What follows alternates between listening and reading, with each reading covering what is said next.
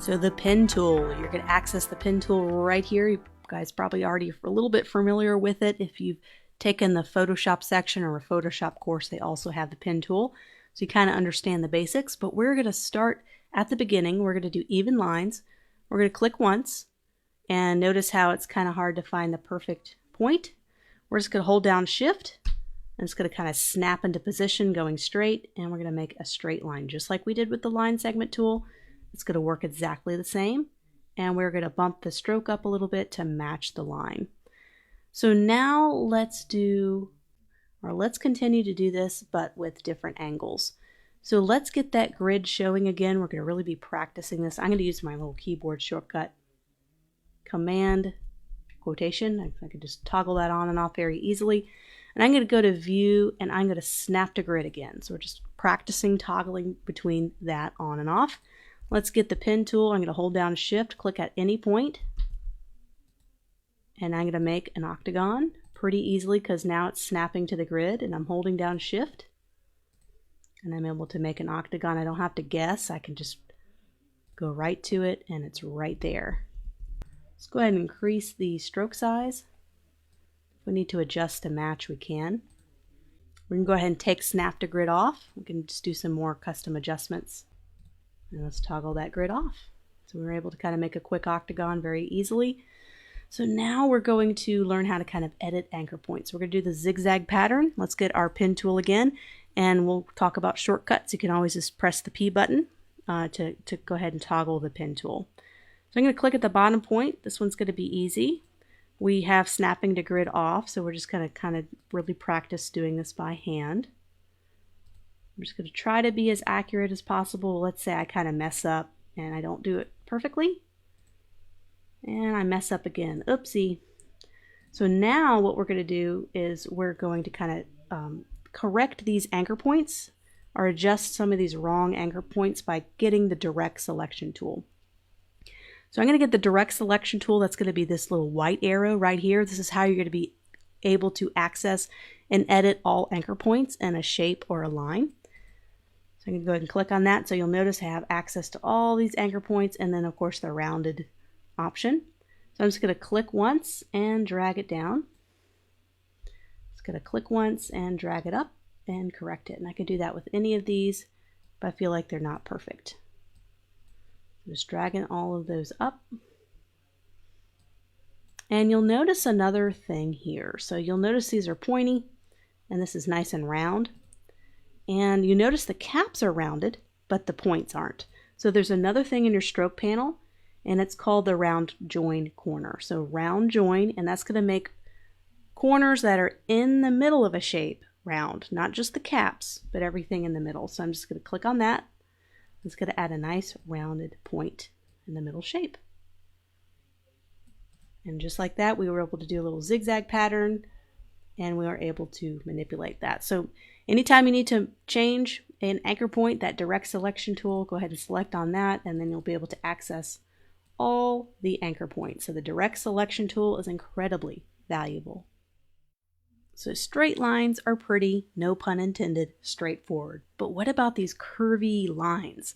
That's one of the most difficult parts to master about the pen tool, is being able to accurately draw nice, smooth shapes and corners, especially when it comes to rounded shapes. So we're going to get the pen tool again, and we're going to start here at the bottom. And here's what we're going to do. Let's go ahead and zoom in so we can really see what we're doing. A lot of times when I have a curve like this, what I'll do is I'll go to the apex of the curve, so right at the top.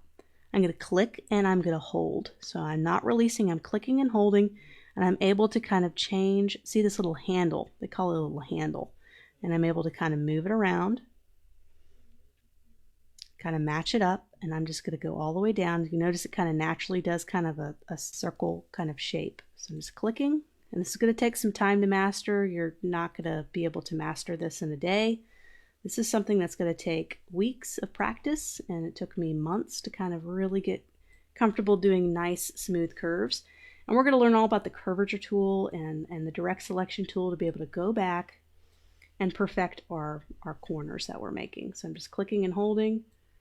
And when in doubt, make a new anchor point. So if you feel like you don't, if I click up here and try to make that shape, I'm not going to be able to make it perfectly, so it's going to take 2 anchor points. So I'm going to click here, do a curve, just kind of doing a curve, and then I'm able to come back and kind of match the shape a little better. So you'll see how many anchor points that I created with this. I'm going to get the direct selection tool right here, or you can just press A.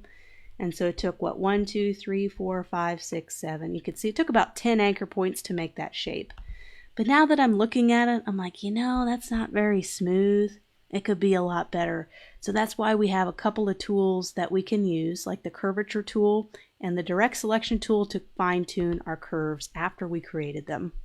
So whenever you have the direct selection tool, it'll give you access to the anchor points, but it also gives you access, if you have a curve, to the handles. So you can go back and kind of adjust the handles by clicking on an anchor point and slowly changing those handles, moving them around. You can move them around. You can also adjust the handles to try to get a better match.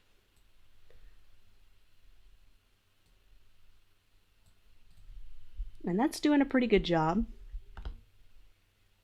Trying to find a little bit better smooth curves. Sometimes you have to pull it down and out to get a good curve.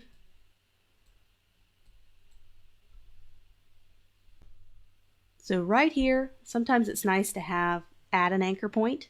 So what I'm going to do is I'm going to add an anchor point, because I feel like if I add an anchor point there, I can get another handle and I can get more control in this little area. So I'm adding an anchor point. You can do that right here, add an anchor point, or you could just press the addition sign to be able to call that up. So we're doing adding an anchor point. We're going to click right here in the middle. We added an anchor point, and now we're going to get to our direct selection tool right up here, where we can toggle A, and we could just move that up. So now I have a little bit more control because I have another anchor point there to give me more control. I could do the same thing here. I'm just pressing the addition sign. When we talk about the curvature tool, you'll also be able to use that in this case to kind of help with your curves. Okay, so it took a little longer than we want, but it takes a while to do those kind of curves and shapes in Adobe Illustrator. So we're going to talk about the curvature tool. It's going to help us create those smoother curves a little bit easier than just the pen tool. It goes really well with the pen tool. So I'll switch between the pen tool, creating anchor points, and then I'll use the curvature tool when I want to make perfectly round circular type curves.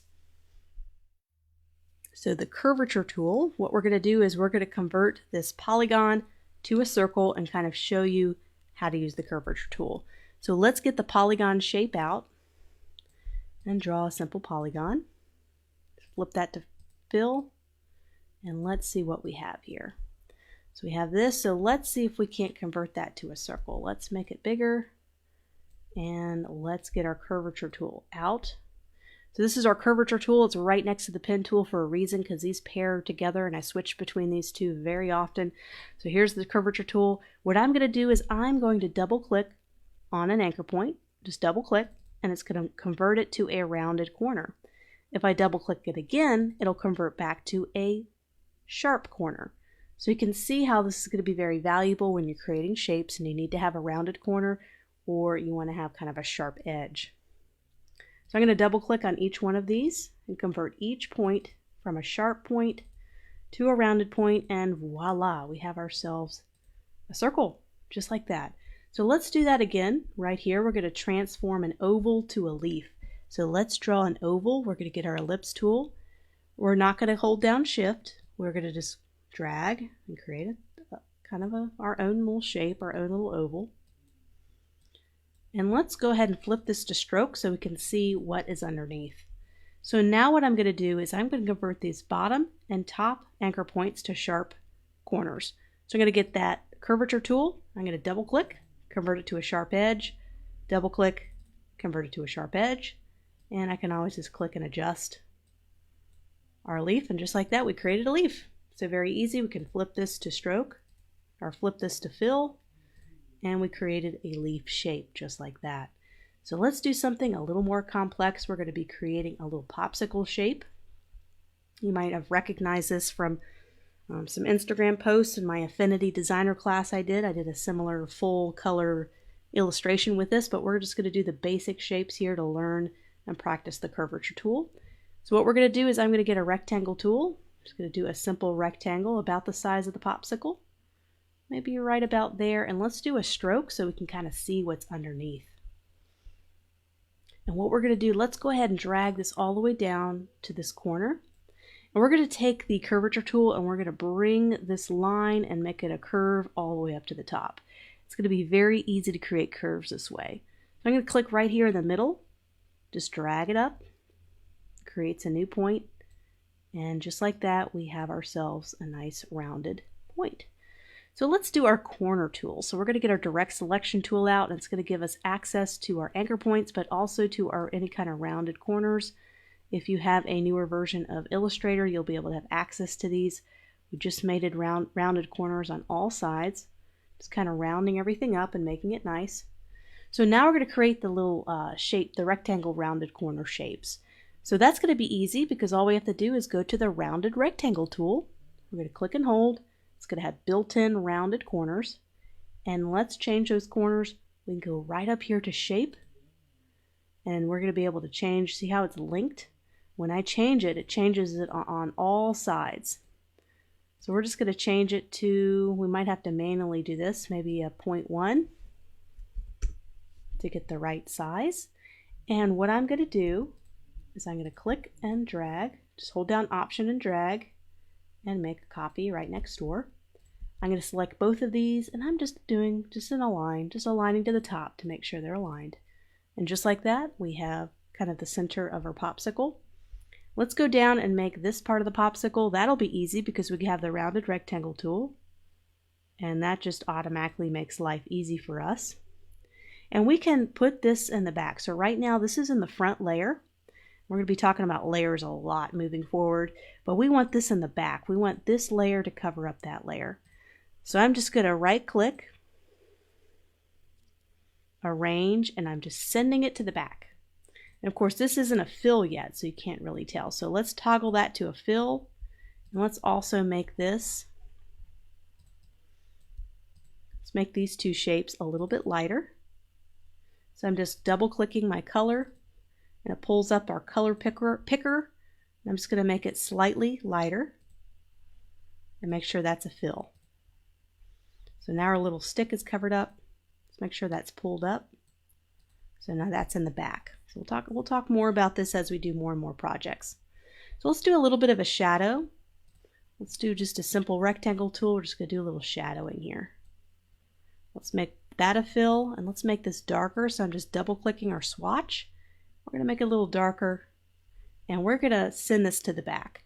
So you can right click and do arrange, and you can send things backwards or forwards in the layering system, or you could do a keyboard shortcut. I really want you guys to memorize this because I use it so much. I can't imagine having to go to the layers system and collapsing this and trying to drag all these shapes. It's just ridiculous. So what you could do is use this keyboard shortcut. It's Command left bracket to send things backwards, or hold down Command right bracket to bring things forward. So I'm just holding down Command, and I'm just going to press left bracket, and it's going to slowly send its way to the back. So now I'm going to toggle this to fill, and I think we just made our popsicle. So just like that, we made a really cool popsicle using some very basic shapes and using our rounded corners and our curvature tool.